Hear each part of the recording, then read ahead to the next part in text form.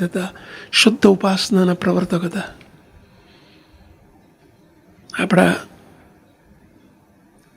અનાદિમુક્ત સાગરદાનજીના મોટા સસરા થતા ગૌરભાવમાં બધું. પરંતુ એ માવદાનજીભાઈ બહુ શીઘ્ર કવિત્વ શક્તિ, શીઘ્ર બુદ્ધિશાળી, શીઘ્ર, કારણ કે રાજકવિ હતા. આમ માણસને જોતાની સાથે પારખી લે, એનું માપ આખું કાઢી નાખે. અને સંવત 1971 બાપાએ જ્યારે કચ્છની અંદર યજ્ઞ કર્યો અને એ વખતે બાપાના યજ્ઞમાં એ પોતે પધારેલા અને એમણે જે નજરે જોયું છે અને એમણે જે કીર્તન બનાવ્યું છે એની ઉપર એ વખતનો ચિતાર જોઈએ ને આપણે, ત્યારે એમ થાય કે ઓહો બાપા કેવા હશે. જેને નજરે જોઈને આ વાતો લખી છે. તો મોટા મોટા સદગુરુ સંતોને એમણે સેવેલા. જુનાગઢના મહાપુરુષ દાસજી સ્વામી જેવા સંતોને સેવેલા.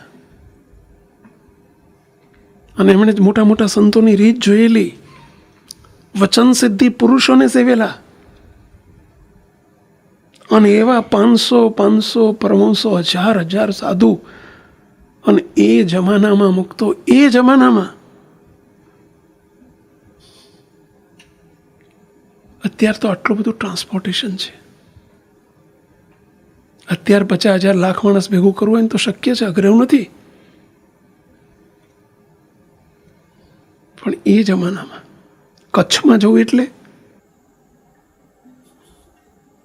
મુક્તો રણ રસ્તો હતો, બીજો દરિયા રસ્તો. 3-5 દાડા કચ્છમાં જતા થતા, નહીં કોઈ સગવડો. અને છતાંય જેમ પેલું ચુંબક મેગ્નેટ, મોટું જબરજસ્ત મોટું મેગ્નેટ જેમ ખેંચે ને, એમ બાપાનું ખેંચાણ કેવું હતું. આ મેગ્નેટ હતું બાપાશ્રી, એટલે મેગ્નેટ, સંપ્રદાયનું જબરજસ્ત મોટું મેગ્નેટ. મહારાજ એ દ્વારા કેવા કામ કરતા. અને મુક્તો કોઈ હાલીમાં વાલી સંતો નહીં. અમદાવાદ, વડતાલ, ગઢપુર, ધોળકા, ધોલેરા, જુનાગઢ, છપૈયા, મોટા મોટા ધામો જે હતા, કે ધામો છે એના મોટા મોટા જબરજસ્ત વચન સિદ્ધિ સંતો, જેના વચને મૂર્તિનું સુખ મળતું. વચન સિદ્ધિ એ તો સમજે આવે, બહુ નાનો શબ્દ છે, બહુ મોટી વસ્તુ નથી. જ્યાં દીકરો થશે ને દીકરો આપે કે બહુ મોટી વાત નથી. પણ જેના વચને દેહના ભાવો ટળી જતા, એવા હજારો સાધુઓ, સંતો, પૂજના સંતો. અક્ષરજી અંદાજી સ્વામી જેવા, અચ્યુતદાસજી સ્વામી જેવા, મૂળીના હરિનારાયણદાસ સ્વામી જેવા, આખા ઝાલાવાડના ભગવાન કહેવાય. બોલો, એવું એમનું સામર્થ્ય હતું. અમદાવાદના સદગુરુ ઈશ્વરચંદાજી સ્વામી, નિર્ગુણ બાપા, ઈશ્વરચંદાજી સ્વામી, વૃંદાવન સ્વામી, ઘનશ્યામચંદાજી સ્વામી, આપણા મુનિ સ્વામી કેશવપ્રિદાજી સ્વામી. તો કેવા સમર્થ સંતો!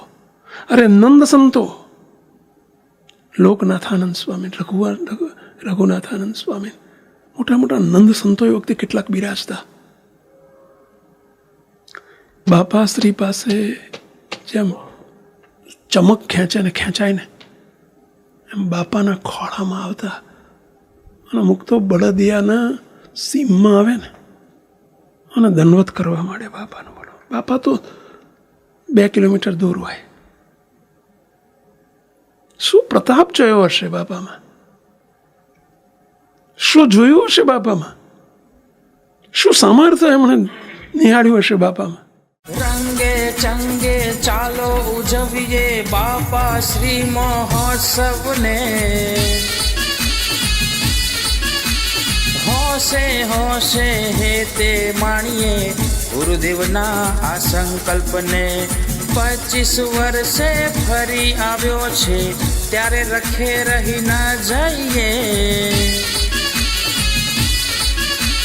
બાપા એટલે બાપા પ્રગટ્યા સંકલ્પ મૂર્તિ બાપા પ્રગટ્યા સંકલ્પ મૂર્તિ બાપા પ્રગટ્યા સંકલ્પ મૂર્તિ બાપા